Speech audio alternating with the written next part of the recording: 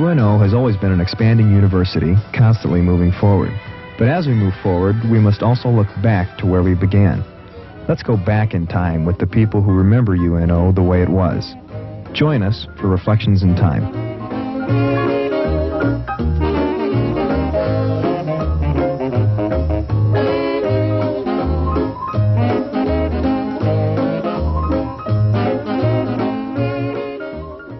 It's a very cold day in December, but a beautiful day, and we're out on West Dodge here in Omaha, and we're involved in what I've come to call Reflections in Time at the university.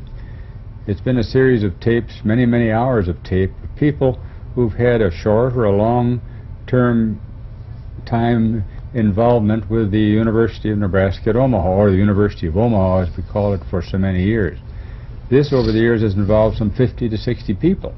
As I said, we're out on West Dodge today, and there's a reason we aren't doing them as we often do on the campus with people who retired from professorial ranks or part of the staff.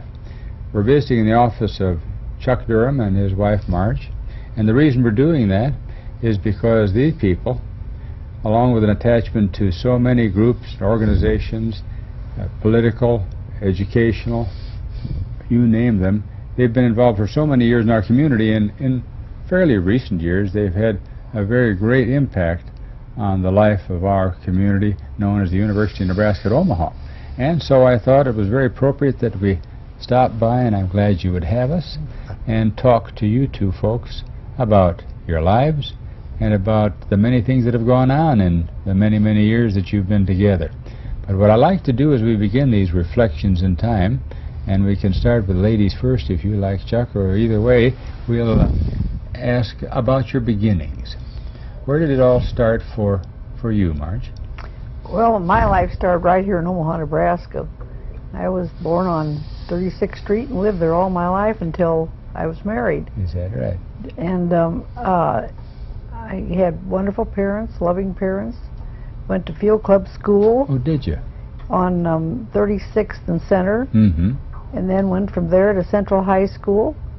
And from Central High School, I went to Rockford College for 1 year, and then to Iowa State College, University College, in Ames, Iowa. Uh-huh. My father attended school there, and I was a very loyal alumni, and I'd heard nothing but that for years, so it seemed very natural for me to go there. And I went there, and while I was there, I met a nice young man. The man who's sitting next to you? Met several nice young men, but the nicest one I married. And he's right here today. And we've been married now for a long time. What did you major in college, Marge? Beg your pardon? What was your major in college? Textiles and clothing. Oh, was it? But I didn't have a chance to do much with it after I got out of college because I went right kind of from the university, right from college to the altar. Oh, you were married upon graduation. Well, Chuck, I think it's up to you now. Where did life start for you? Well, Paul, I was born in Chicago, and my dad was an engineer with the Iowa Highway Commission. We moved around to different towns in Iowa, but finally when I was about in the 6th grade, we moved to Ames, Iowa. Oh. And that became my home until after I got out of college.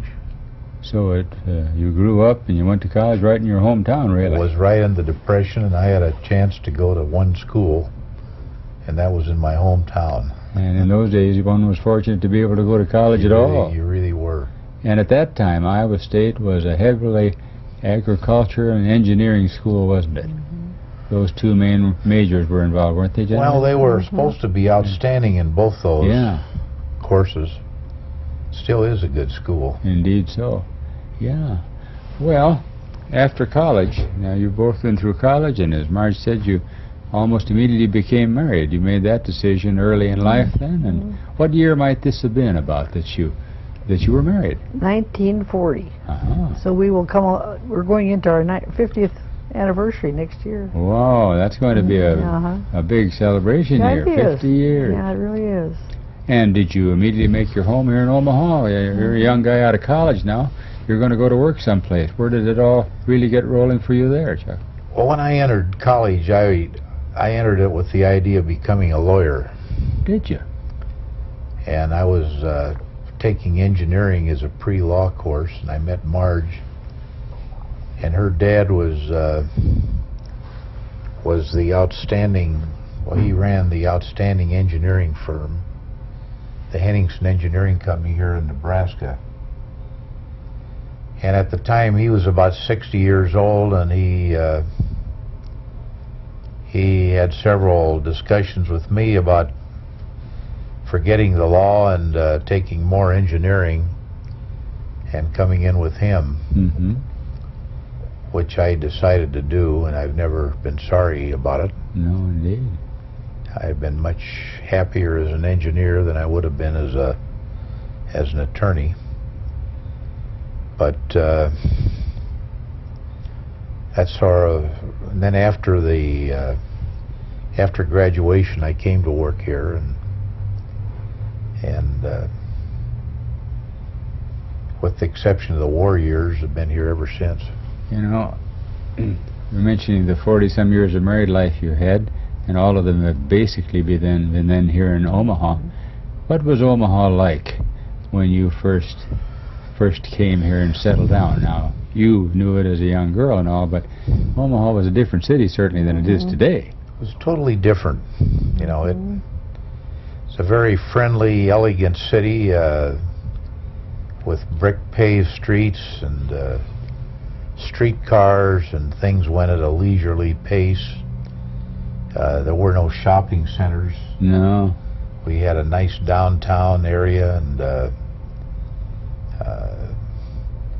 several hotels, the Paxton, the Blackstone, and Fontanelle. the Fontanelle. Oh, I remember them. Yeah. And the tree-lined streets. You had practically no traffic. It's a very easygoing, nice city to live in. It's totally changed today. Yeah. The streets are jammed. It's much larger. Everything goes at a frantic pace. Where we're sitting now at Durham Plaza was way out in the country, wasn't it? It was a golf course. Yeah, Indian Hills That's Golf right. Course. Indian Hills Golf Course. That's what it was when I first moved to Omaha in the early 50s. People used to wear hats and gloves, ladies did. In our first house, we'd leave town and we didn't have a house key. We didn't know where it was. We had one, we lost it. We'd leave town, not worry. Yeah. So it's all changed. Yeah. Don't But do that anymore. Of course, the thing that makes a place, whether it's a business or a city or a block, interesting are the people often. And over the years, you had attachments to tons and tons of people. But I think one thing that I'd like to have you share a little bit about in more detail, and you started into a little bit of it, Chuck, was your own families, your roots, the people in your family that you remember, and some of the interesting happenings that stand out on either side of the family before we move into more recent history. Well, at the time I grew up, I could say the time we grew up, family units were very, very close. And we all had grandparents, and I had grandparents who lived with us, and that sort of thing. And I absolutely adored my grandparents, and really gleaned a lot from them. And I had grandparents on both sides. And my one set of grandparents were farmers over in Iowa. And I had relatives over there, and they were all farmers. And I used to go over there and visit every summer. My highlight was going to the farm and visiting. What part of Iowa was this? Ellsworth, Iowa. Oh, yeah. I know the place. But I always got their gooseberry season. I had to pick those awful gooseberries. They were so sticky. But I loved my... Great pie, though. Oh, yeah, great pie. But I loved my summers on the farm. And that was really kind of a highlight. And then as I got older, I became a little interested in camping, went up to Minnesota or Wisconsin camping. And my mother was a counselor, and we weren't people of great means at all. And my mother was a counselor so that my brother and sister and I could go up there tuition free. Oh.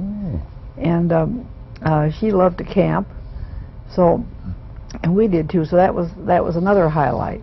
But an awful lot that we did as a family. And that part sort of stayed with us.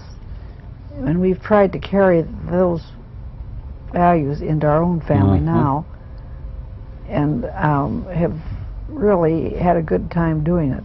You know, the thing you mentioned about living with your grandparents, this idea of 2 and 3 generations in the same home, that didn't used to be at all unusual, was it? Well, not at all. Very common, very common. But of course you have to realize at that point in time, grandparents used to sort of do the mending and the rocking. Yeah. And Grandma is on the tennis court now. So it's a little bit different than it used to be. She's on the golf course, the tennis court, and you know, people have changed. Oh, yeah. I mean, you know, fortunately people are a little stronger, healthier than they used to be, so they can do some things they didn't do at that point in time. Well, and we were talking before we started to make this tape in your office today about mainly people out on the farm where you spent a lot of time just plain worked. Didn't have time for golf or tennis or anything or vacations. It was 7 days a week of chores and so on. How about your early days, Chuck, and the family, those around you when you first grew up? Well, most of my early life was spent in Ames, Iowa, which is a nice city to grow up in. Yeah, nice town. I had a paper route for about 5 years. That's your first job? First job. And really a paper boy then was a small businessman. Sure. I'd have to pick up my papers every morning at 5 o'clock in the morning, and there were no cold day exceptions. I don't care if it was 20, 25 below zero, you carried your papers. A day like today, you'd be out absolutely. There. And there was school every day. They didn't let schools out to give the professors a few extra days vacation a year. And we had to go to school. But Ames was a good city to grow up in. It had a public library about 3 blocks from my house. And I just read one book after another. We didn't have the television or all the amusements that kids have today. Can you think of anybody, one of your teachers or someone that really generated an interest in reading so you got involved with that, which is such a great thing? How that... Well, there wasn't anything else to do, Paul. And once you get the habit... But I've always been a reader until... my eyes aren't 100% anymore, and I read a little bit slow, especially in fine print, and it's taken a little gloss off of it. But I still enjoy reading. Well, so much of what we enjoy and what we do and the way we form our own lives comes out of our roots and our background, and you made that emphasis, Marge, a moment ago about family and the things, how close you were. I mentioned going with Marge's dad after I graduated. Yeah. And I got a degree in general engineering, which is now called industrial engineering, in 1939. And then I got another degree in 1940 in civil engineering. And later on in 44, I got a professional degree in engineering. And that gave me a pretty good background to get into this field here. Everything's so much complicated, much more complicated today. Yeah, I was going to ask you about that. The engineering world, in which you've spent so much of your life, what are some of the major things, to the layman at least, that have changed? You say it's more complicated. Some of the projects you were involved with early on were rather simple, were they then, in a comparative way? Yeah, they really were. You know, for instance, an architect could design a public building, you know, and draw up all the plans himself, and the mechanical, electrical, and build a building. It was a pretty simple affair. Today, you know, you need a whole team of engineers and architects, and there's all sorts of permits and inspections and technology that goes into almost everything. Do these factors that you've just described add to the beauty of the building, or just sort of a drag on the whole operation? Oh, I think they add. Gee, these modern buildings are marvelous now in comparison. Yeah. I mentioned a while ago to you when we were waiting for the setup here that at that time the state of Nebraska and western Iowa is really sort of a desert. back during the drought days of the Depression, they had very inadequate rainfall here, and the state really just dried up. And no irrigation going. Outside of outside of Omaha, and you get out driving along the road, you see thousands of jackrabbits everywhere. Jackrabbits, dead jackrabbits on the road. See towns of prairie dogs. How long's it been since you've seen a prairie dog? Oh, yeah. And vacant farmhouses and abandoned farms. I think, as I mentioned a while ago, and in all fairness to everybody I know, I think Marge's dad, H.H. Henningsen, did more to transform the state into a garden than any man that I can think of. Now, maybe there is, you might argue that, but he was a consulting engineer then, and when the rural electrification came into being to make life more bearable on the farm, he went out and organized these public REA districts. This is now the early 1930s, isn't it, really? Well, it's the... When is it about? Mid-30s? Mid-30s on. Late 30s. And at one time, he had organized every REA district in Nebraska, and many in western Iowa, and some in Kansas and Missouri. These are geographical districts that were laid out? Well, they could be a county, like Burt County Rural Public Power District, or Cumming County. And he'd go out and meet with a group of farmers, and they say, oh, yeah, we'd like to have electricity.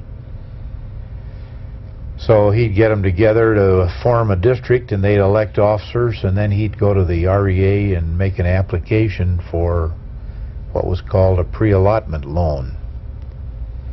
And with the pre-allotment loan, then he would make some studies of how you could run transmission lines through the area and bring them electricity to the farms. And along with that came feasibility studies, and then the REA back in Washington would make grants in order to build these, and they'd stake them out and supervise the construction. With water to the farmers came pump irrigation, electricity, and with modern technology today, the farmer's got a machine or a tool, something electrical, for almost everything. And life on the farm can be as comfortable as it is in the city. Maybe more so. Yeah, the farm you talked about, and Marge, was a different one, wasn't it? He also designed and built hundreds and hundreds of waterworks systems, sewer systems, all over the Midwest. Imagine living in a town without a waterworks or sewer system. We take all those things for granted But now. most of these towns didn't have that. And, you know, to these young fellows here in the room, it's pretty hard to think of going out on a day like today to a two-holer and with nothing to flush. You didn't go so often. No, no. Life was difficult, and it was different. It was different, you bet. Well, he really changed the face of things, as you might say. He really did. Yeah. Well, as life developed, one thing we haven't mentioned yet, and we could come to it now, and let's talk about it now. You have, in your many married years, along with a long career in the engineering world, have a family, you two. Let's talk a little about them.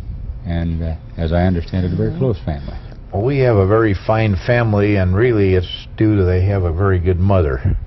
That's often You didn't the hurt case. a bit.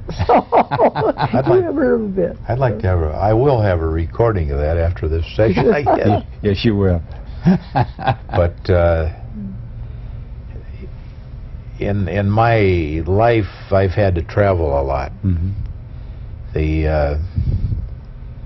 Our engineering company, as it came to be known as Henningsen, Durham, and Richardson, we had work all over the world, and when our kids were all little, I was always going somewhere to Washington or to Des Moines or to Madrid or somewhere. And Marge had 4 little kids to look after, and she looked after them. She still does. Now I'm her only child. Now she has a real challenge. My problem But child. we've got a fine family, and I really give her the credit for it. Well, what you described earlier has a sense for that. You came out of a strong family, and that helped you to build one, didn't it? Well, we really we're very fortunate. Our family all live in the Omaha area. 3 of them are in Omaha, and the one farthest away is Fremont. Is that right? So we spent all our lives getting ready for them to leave. No, you hear about that. You prepare yourself for them to, for the empty nest syndrome. Yeah, yeah. And they all stayed. Well, isn't that interesting? It's been absolutely great, and we have 9 wonderful grandchildren who also love the Midwest, and whatever happens there, who knows? They'll perhaps do whatever's right for them. Sure. But we've had wonderful, happy family times together, and we still have good times together. We all get together. Thanksgiving, we all went into Chicago together, all 19 of us. Isn't that wonderful? So we have good times together. So, and I think that I was never a career person per se. I mean, I didn't, have the professional career. Mm-hmm. But I think I had the greatest job in the world. And I think that was the only job I ever really wanted, was to be a mother and a housewife. Well, and you developed ties here that go on and on. But more than that, too, as you mentioned that, I think of something I looked at before we got together for this taping today. Someone gave me a sheet, Tim Fitzgerald out at the university, whom you know, gave me a sheet of all the things that you were involved with. And I have never seen a list quite that long for a lady of any persuasion. You to Holly, this, that, the other thing, you have a very full life too. Maybe that came in part too from his being gone a lot, and your chance to help and do things when he was gone too. Well, it did come from that a lot, because when the children were young, I was home with them all the time. Mm-hmm. And then as they reached a point where they didn't need me for a playmate, their lives reached out and broadened. Yeah. Then I realized that I needed things to keep me active and interesting too. And so I became involved in community activities. But while the children were growing up, in their growing years, the only activities I ever did while they were growing up were things that pertained to them. The scouting and school activities and educational things that really were close to them and involved them. So they felt that what I was doing was something that they understood and related to, and was something we shared. Children, we just sort of shared a common interest there. Then, as they got a little older, then I went out into more challenging things in the community, and then I became community-oriented. And Chuck was still traveling, and then, as the children reached the point where they were pretty independent, then I started traveling quite a bit with Chuck. Uh-huh. And we've had an awfully good time traveling together, doing things, and we've really sort of caught up for some of the years that I stayed home. Yeah. I know in trying to set up this taping, it was kind of like catching a couple of flies. You were gone hither and yon, you were gone, or you both were, but finally we made it. So this is sort of a different time of your life. The time that you described, though, and all the organizations you were a part of, I think a lot of people do some of this sort of thing. I think few have been as involved as you have. What were some of the things that interested you most about community and getting involved?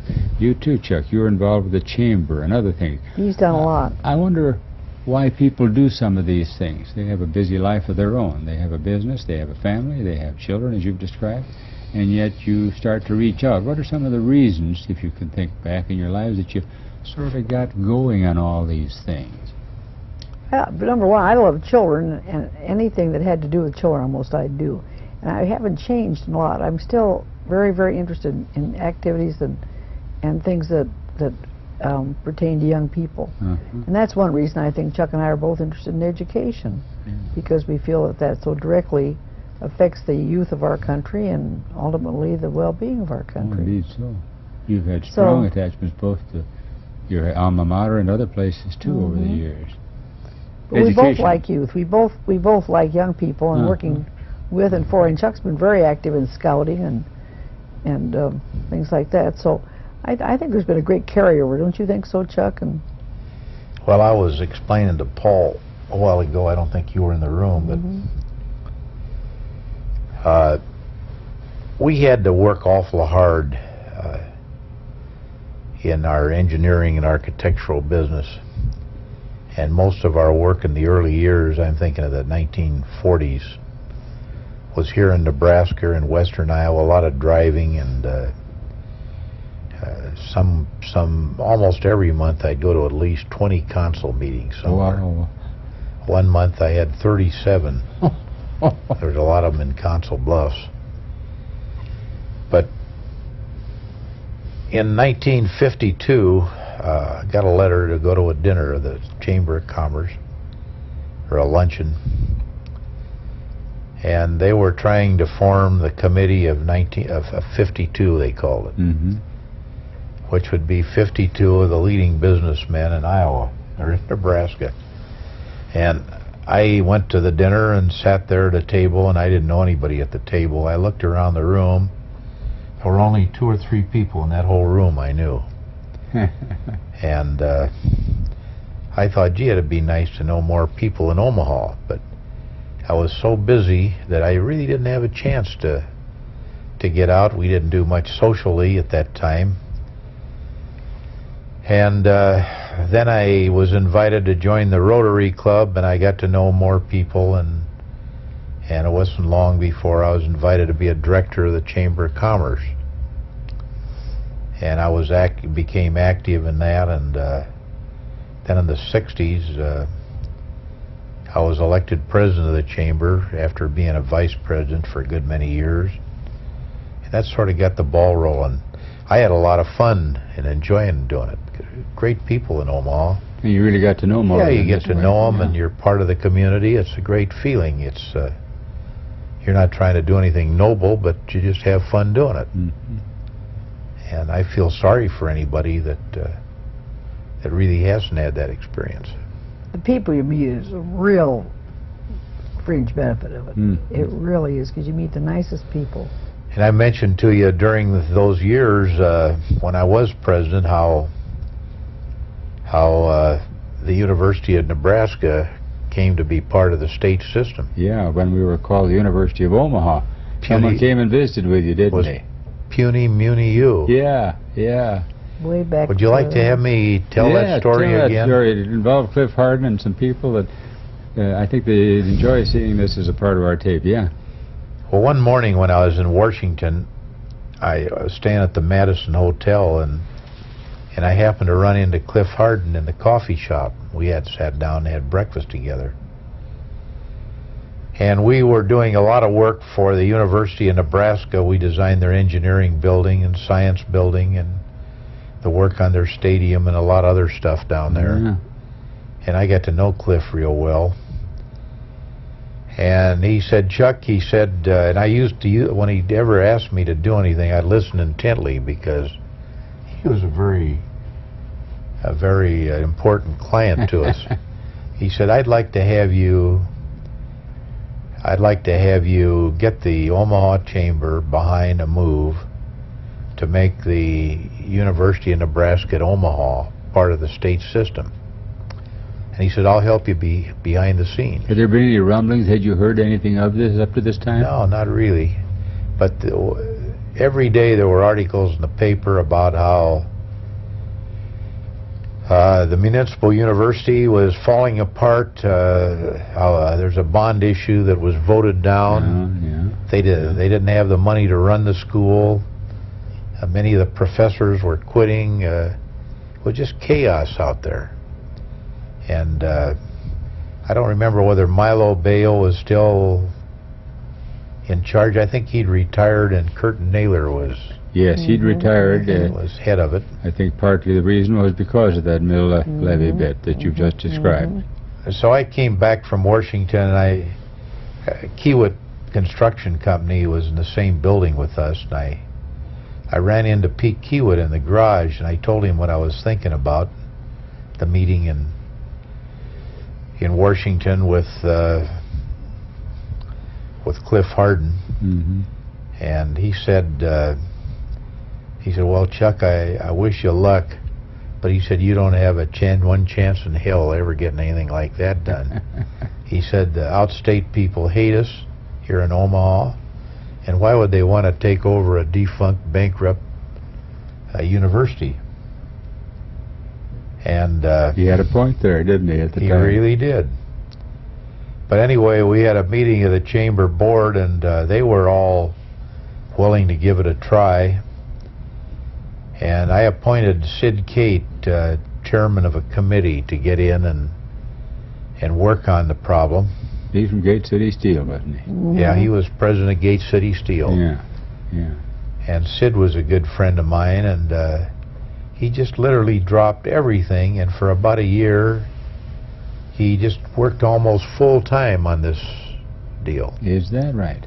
He went out and he had meeting after meeting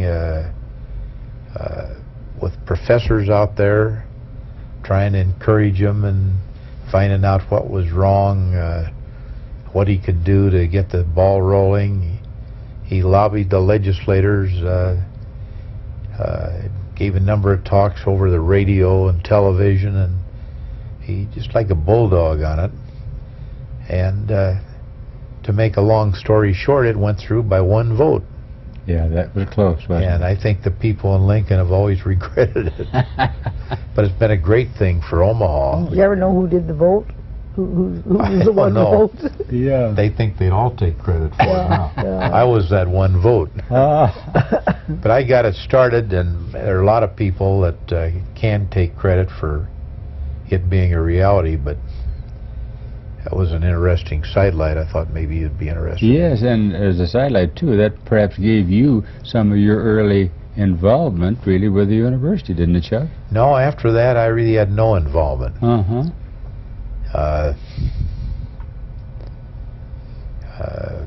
Until I got acquainted with Ron Roskins later on. We became very good friends. When he was here as the chancellor of the university? But while we did a lot of architectural work for the campus at Lincoln, we never did anything here on the Omaha campus. Oh. Until later on. Uh-huh. Uh-huh. Ron did an awful lot, though, toward bringing the university to the community.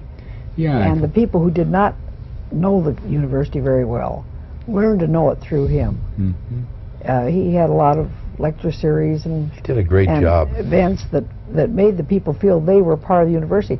I think that's how a lot of us became involved. Yeah, I think he started to really build some bridges in that period. He really when was did. here, He definitely didn't did. He definitely did. He opened doors that have remained open. And Dell Weber's done an excellent job of keeping them open. he? They Yeah. both have been a great thing for Omaha. They have. They've done, And the they've done university has grown absolutely. and changed so much. Indeed it has. Well, if you think back, well, to the 1960, at the time it went into the state, and 68, I believe, was the year. there's one or two buildings out there. Yeah. And Yeah. just, that's a great school now. It's really taken its place among top-notch universities. Still has a long ways to go, Oh, yeah. but it'll get there. Yeah, and you and your family have had a real part in it in these last years. I was wondering, and this goes back before the thing I enjoyed as I came out here today looking at that beautiful campanile. We'll come to that. But the Durham Science Building, which is a marvelous place that involves thousands of people every semester now. How did that all come to be? Well, the University of Nebraska had a great salesman working for it by the name of Woody Varner. Oh, yes, I remember him well. And Marge and I wanted to do something for the school, and I think her interests were more towards the liberal arts. Mm-hmm. But I wanted to, you know, we had in HDR, we had about 1,500 architects and engineers working all over the country. A good many of them came from the University of Iowa. Mm-hmm. I mean, Iowa State University and also Nebraska University. Mm-hmm. And I wanted to do something for both schools, and so we got together and gave some money which made possible the Durham Science Center at the university. And also the Center for Computation and Communication over at Iowa State University. And now, wasn't that a recent thing? Well, fairly recent? The buildings were completed within the last few years. The one over at Iowa State was dedicated last summer. But it's been a project that we worked on for, what, 6 years? Longer than the one at the University of Nebraska. Oh, is that right? Mm-hmm. And I think they've both been very helpful to both schools. Oh, it's the understatement of the tape, I'd say. In terms of our campus, it's been a marvelous addition. And then more recently, something interesting came up, and I was visiting the other day with Dr. Weber, and who you mentioned just a moment ago, our current chancellor. And somehow you came to him, he said one day, with an idea, Marge. Was that right? Very possible. I don't think Chuck knew about it. But well, he said you came. I did. I kind of did. I think Marge told me that he came to her.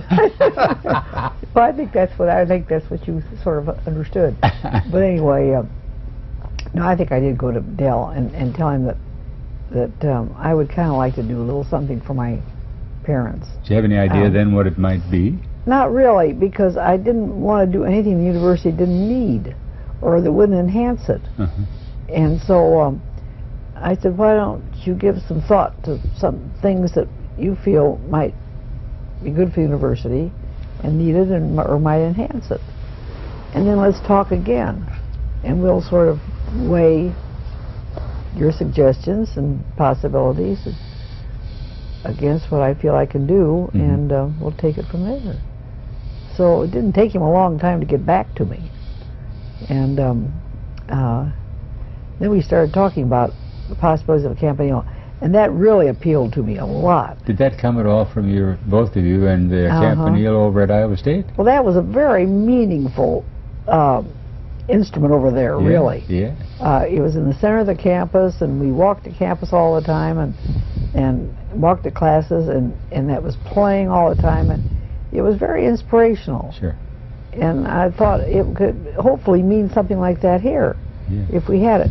But I was thinking in much smaller terms, and Dell was interesting because the more we talked, the larger it got, and the more I started shaking at the possibilities. But it started out with a few bells on top of the old central building. Yeah, over at the administration building? The old administration building. We sort of talked about putting a bell up there. We thought that might be a nice idea.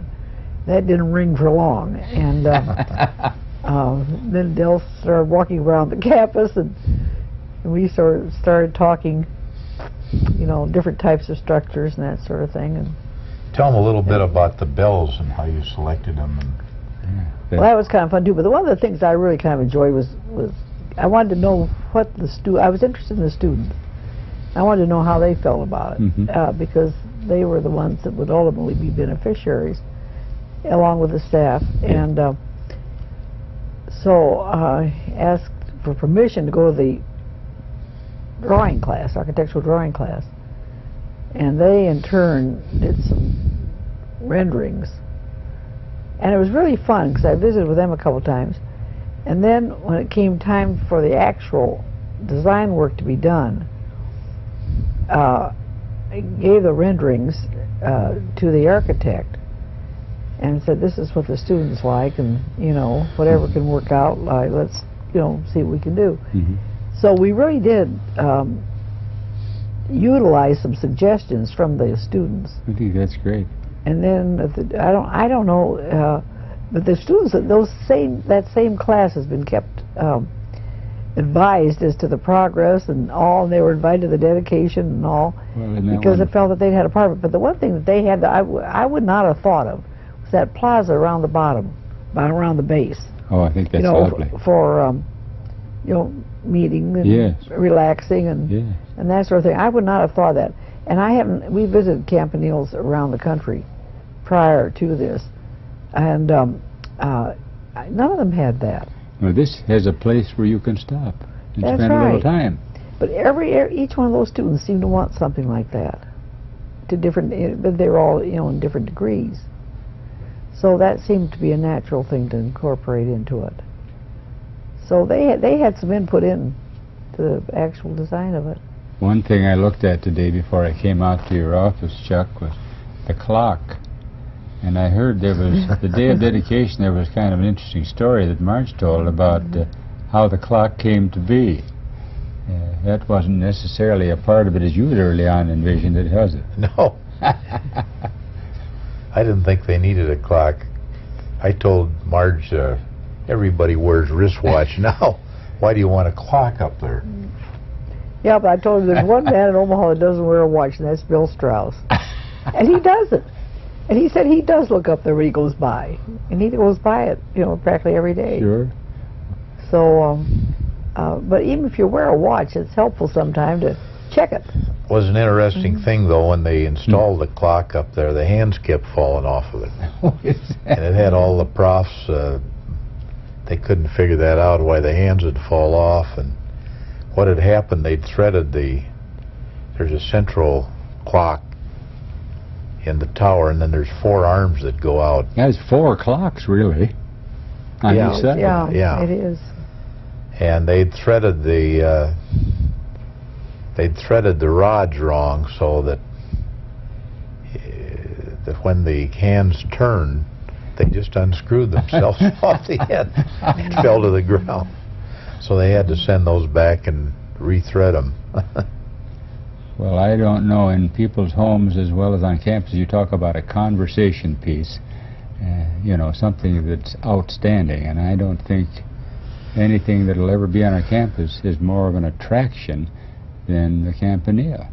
And I suppose it reflects, as you'd intended, your feeling for the family for which you dedicated this, Marge, doesn't it? Well, it was really dedicated to my parents and my sister. Yeah. And my mother loved music, and my sister loved music too. My dad appreciated music, and it just seemed, and he loved Iowa State and what it had, and so it just seemed like this could be a nice tribute to them, something that would be that each of them would relate to and be very happy about. You know, as you reflect back over a long life and a long married life, I suppose there are a lot of high points as well as problems that you both had as a family, but I imagine a lot of things too that have given you a lot of personal satisfaction, and that often in most people's lives include people. You've mentioned some of them, but perhaps we could take a couple of minutes here as we wind down just to talk of some of the people in your own lives that you'd like to remember that have meant a lot to you and have often made a difference in your lives. You mean as far as we've touched on family? Yeah. Even going beyond that. Beyond that, I mean, friendship. Yeah.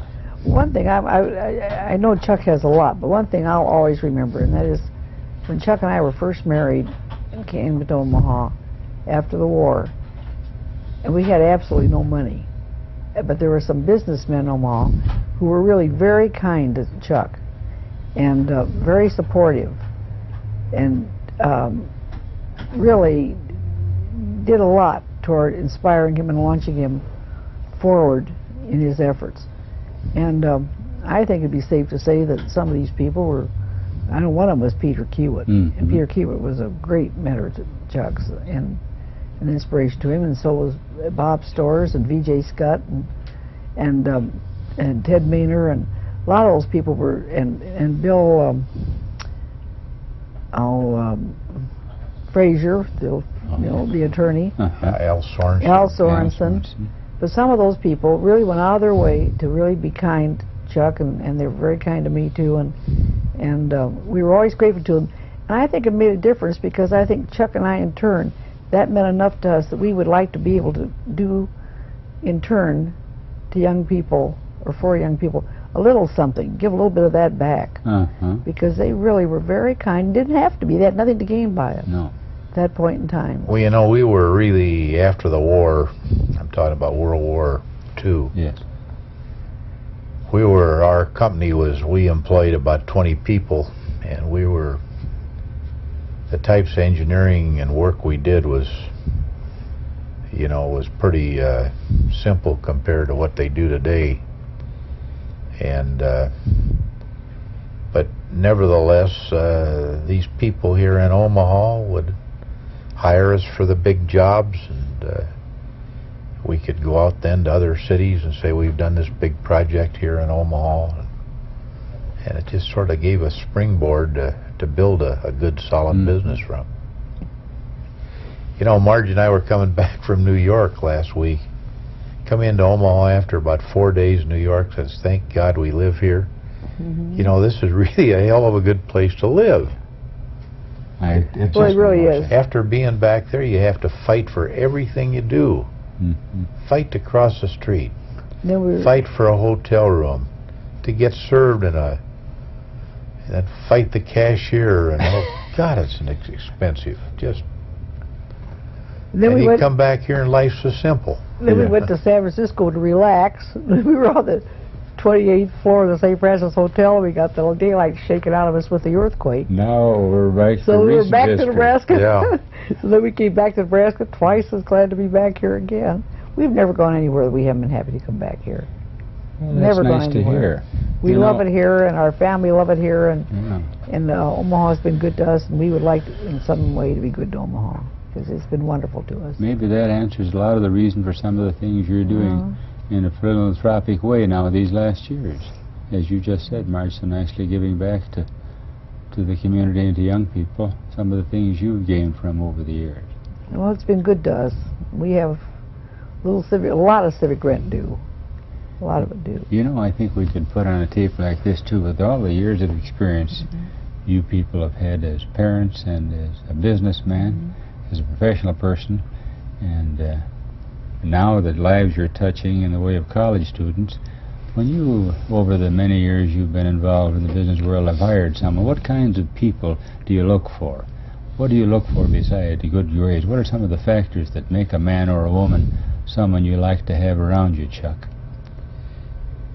Well, I've never really gone after people with the top grades. No? If they have top grades, that's fine, but we've hired a lot of college graduates without asking them what their grades were. Why did you do that? Well, I just don't think they're that important. In the kind of business I was in, people that can get along with other people well, that are willing to work, they have good dispositions, and we did look at the activities they did in college. If a kid worked his way through school, I thought that was something to his credit. If he worked on the campus newspaper, or was president of his class or something like that, those things meant more to me than whether or not he was the valedictorian of his class. Let's tell it as it is. Neither one of us were that bright either. We might as well be honest. We were honor students. We both worked hard, but we were honor students. That kind of thing. So, but Chuck, let me say this in fairness, Chuck, and I'm almost interrupting you to do it, but Chuck has an amazing insight into human beings. And it doesn't sound really logical to say that he doesn't care for grades. That isn't, I'm not sure he's absolutely accurate in that respect, but in visiting with someone, Chuck can tell if someone has what is needed. And of course that is academic. A real feel for people. He has a real feel for people, and not a lot of people can do that. A lot of people are not that candid and astute in judgment. But he has it. So I think that with that, and saying that accounts for some of the other things that he's expressed. You know, Marge, I'd like to ask you too one more question at least, and that is, as I looked at that list of involvement for you, I think it ran to 40 different groups. Did it? Yes, Let it me was tell you unbelievable. something, Paul. That's too many. Is it?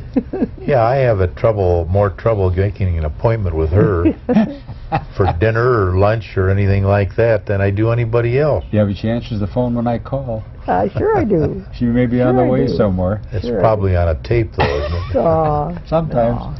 No, but No, Marge, I'm trying to keep up with you. yeah, and in doing this, and as you said earlier, some of the time he was gone so much you started to get involved. I don't want to just vegetate. What are your favorite projects? You've been in so many. What are the things that give you some of the most satisfaction, Marge, in your life now? The things that you're still tied in with, other than family? You were on the West Side School Board for 12 years. Well, I've always loved working with young people. I really have, and for things that I feel will benefit them. And that, of course, being one of them. I've enjoyed university work, working with, foundations and that sort of thing. And I've enjoyed Utah Holly, and I've enjoyed University of Nebraska Foundation, Methodist Hospital Board, that sort of thing. I enjoy meeting, working with people and trying to meet needs. And I love the challenge of working with young people. And I'm speaking of the young people on the committees now, because there are just some super young people coming up in Omaha. There really are some young volunteers and philanthropic people who are really out there going to do a lot for this community. And I find it exciting to work with them and challenging to work with them. It's nice to hear you say something like that, because I think I look at you people, you've been actively involved in your community as you've described it, and as we in the community know, for umpteen years. There's no special reason why you both would need to continue to evidently work hard. What keeps people like yourself, Chuck, coming to the office? What are some of the challenges that you find interesting and exciting still after all these years? Well, I tell you, Paul, if I could play golf better, I'd probably retire. Wouldn't we all? But I don't know. I've always got a kick out of business, and here with my son, and we've got 4 CPAs in the office, and an attorney, and another engineer, and we're into a lot of interesting investments and things we're doing, and you can either wear out or rust out, and I suppose I'll have to wear out. Besides, Marge doesn't want me around the house all that much. She's not used to having you there. He doesn't like to do dishes. Oh. Well, you just enjoy the continuing challenge of the work world, evidently. Well, I do. Yeah. Chuck loves a challenge, and I love a challenge, too. We both do. Any last advice one would give? You had a sizable family of your own. You've touched so many lives. You're still very interested in young people and in children and in education. And you, as she suggested, have the ability to ferret out the good ones in hiring people. Any advice you'd give some young person who sits down to watch this tape about, and who's looking to make themselves a good future? Any basic things they ought to grab a hold of? Well, the world is moving so fast. Do you want to answer this? I'd like to hear your answer. The world is moving so fast, and kids that graduate from college now are so much smarter than I was, or anybody our age. You take in the next 10 years, there'll be more scientific progress made since the time of Christ. And the kids that want to get ahead today have got to learn how to do something and do it well. They've got to get a good education and learn to read and read and read and work and work. And there's a lot of opportunities there for the people who grab it. But that'd be my advice for what it's worth. But the basic work ethic is still there. Well, in there and dig. It's more important than ever, your education and reading ability and trying to keep up with it.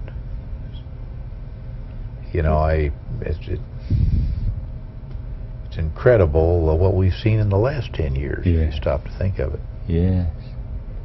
Marge, any thoughts on the subject on your part Well, too, you as we touched on close here? you touched on the word work ethic, and I think that's extremely important. And Chuck and I had a very tough taskmaster in my dad. Mhm. He was the world's hardest working man. Chuck and I'd put him up against anyone. I mean, 24 hours a day was nothing. Is that right? And Well, let me tell you how he used to work. Some weeks, and this might go on for months at a crack, he'd only get to bed like 3 days in the week. He'd drive all night, work in the office all day, off again all night.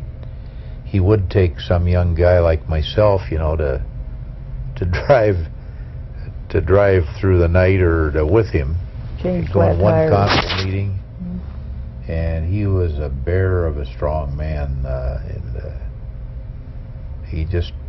he loved it. Wow. He loved to take a young guy like myself just out of college, you know, we'd follow him around for about 16 hours, we'd be dead. You'd be dead to the world. But he never knew anything but work. And everybody's different today. I've never been a hard worker like that. Not a workaholic. No, no. No, but you But, learned work ethics from him, Mhm. and he always maintained if you're going to do a job, do it well. And he had great pride in what he did, and my mother had pride in what she did too. And when you have that type of work ethics drilled into you, I think it makes a difference. I think young people today should definitely have pride in what they do, really be proud of what they do, because they aren't going to do it well if they don't. You know, this has been a very pleasurable hour, having a chance to sit down and visit with you two, sharing your lives and what you've been doing here and at home and at work and at our university. And I want to thank you sincerely for taking the time to do it. It's been a pleasure. Well, thank you, Paul, And for thank what you. it's worth. Oh, it's worth a Thank lot. you and the university for what you're all doing, because Wow. you all are making a tremendous contribution. That's nice of you to say that. This has been a really nice afternoon for all of us to pick your brains, to get some more of your interesting ideas. And we've been doing, as we have done for about 50 or 60 hours together, in this particular series, doing what we call Reflections in Time. And this has been the life and times of Marge and Chuck Durham, and we thank them again for being with us for this fun hour of looking back at the past, the present, and also the future.